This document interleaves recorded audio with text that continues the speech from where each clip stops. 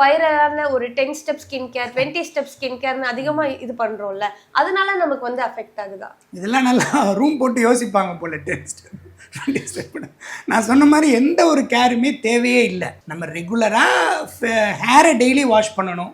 ஹேரை வாஷ் பண்ணால் தான் ஸ்கின் நல்லா இருக்கும். ஸ்கின்னை வந்து ஃப்ரீக்வெண்ட்டாக வாஷ் பண்ணணும். இப்போ நமக்கு இப்போ வந்து டீனேஜில் இருக்காங்க, 13 வயசுலேருந்து ஒரு 23-30 வயசு வரைக்கும் நம்ம உடம்புல ஆயில் செக்ரேஷன் ரொம்ப அதிகமாக இருக்கும். அந்த ஆயில் செக்ரேஷன் நான் சொன்ன மாதிரி அது ரொம்ப தேவை, நமக்கு முக்கியமான தேவை.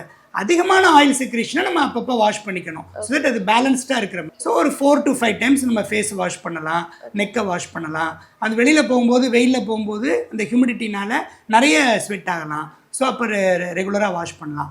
இந்த பேரியர் அப்படிங்கிறது வந்து எபிடெர்மல் பேரியர். அது வந்து த்ரூ அவுட் த ஸ்கின் இருக்குது. அது இயற்கையாகவே நமக்கு இருக்குது.